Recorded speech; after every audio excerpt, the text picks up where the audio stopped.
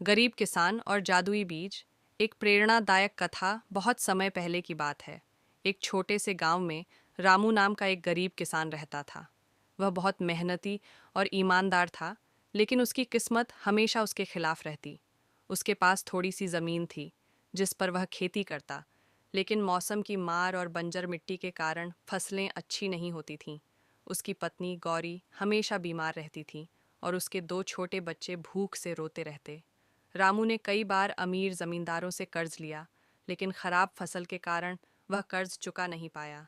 गांव के लोग भी उसकी मदद नहीं कर सकते थे, क्योंकि वे खुद गरीब थे।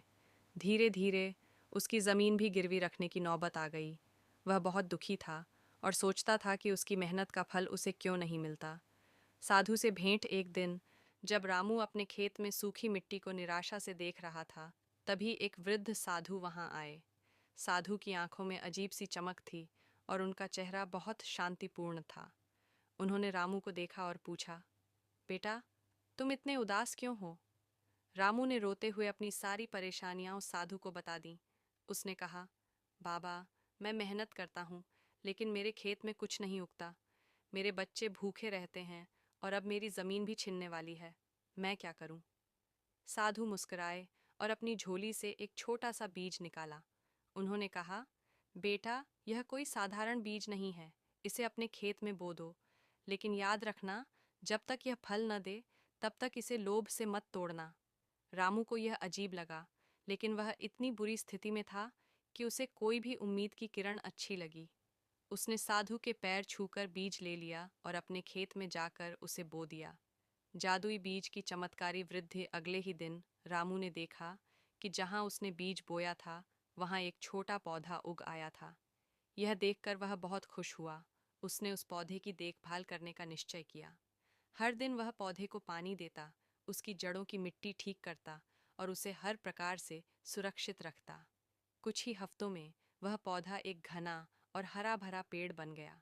गांव के लोग यह देखकर बहुत हैरान थे, क्योंकि ऐसी उपजाऊ जमीन उनके गांव में कभी नहीं थी। लेकिन पेड़ में कोई फल नहीं लगा। रामू को साधु की बात याद थी, इसलिए उसने धैर्य रखा। गांव के कुछ लोगों ने उसे सलाह दी कि वह पेड़ को काटकर लकड़ी बेच दे, लेकिन रामू ने मना कर दिया। वह जानता था कि धैर्य रखना बहुत जरूरी है। सोने के फल और परीक्षा। फिर एक दिन रामू की मेहनत रंग लाई। सुबह सुबह जब वह पेड़ के पास गया, तो उसने देखा कि उसकी शाखाओं पर चमकीले सुनहरे फल लगे हुए थे। उसने अपनी आंखों पर विश्वास नहीं किया। वह दौड़ता हुआ अपनी पत्नी और बच्चों को बुलाने गया। गांव के लोग भी यह चमत्कार देखने आए। सब हैरान थे कि रामू के पेड़ पर सोने के फल कैसे आ गए।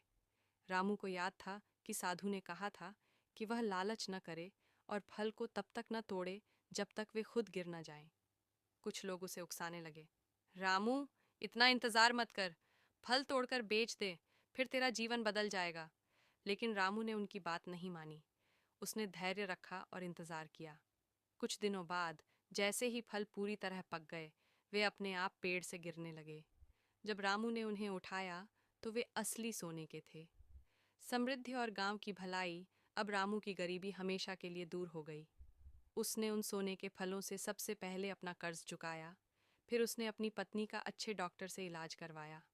उसने अपने बच्चों को अच्छे स्कूल में दाखिला दिलाया और एक नया घर बनवाया।